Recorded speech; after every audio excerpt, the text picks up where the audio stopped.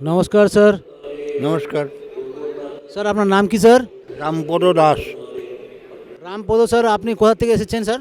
Jhargram district, Lalgarh থানা। আপনি লালগড় থেকে, পশ্চিমবাংলা থেকে এত দূর থেকে আপনি এখানে এসেছেন হরিয়ানাতে।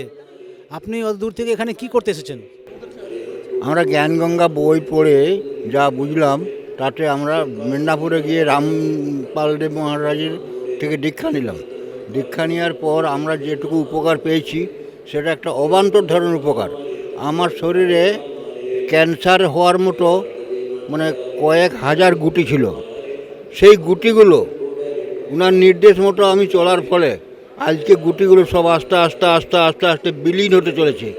এর থেকে উপকার সারা পৃথিবীতে আর কিছু নেই। যে ক্যান্সার রোগ একটা ইউনিটের দ্বারা মানুষের মৃত্যু অনিবার্য, সেই রোগ আমার আজ নিরাময় হতে চলেছে।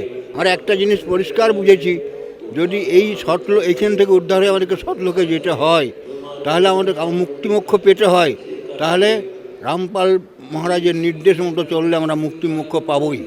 আর এই যে মুক্তি মোক্ষটা কি, এই বাংলার মিনিংটা অনেকেই বুঝে নাই বলে এই পথে তারা আসতে চায় নাই বা আসতে পারে নাই বা আসার ইচ্ছা হয়নি। একবার মানব জন্ম পাওয়াটা খুব দুর্লভ।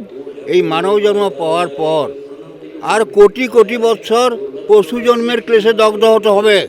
যাতে এই দগ্ধ হতে না হয় তার জন্য আমরা পরম পুরুষের কাছে প্রার্থনা জানাচ্ছি, হে পরম পুরুষ, আমাদেরকে মুক্তি মোক্ষ দাও, আমাকে এইখান থেকে উদ্ধার করে সৎলোকে নিয়ে চলো।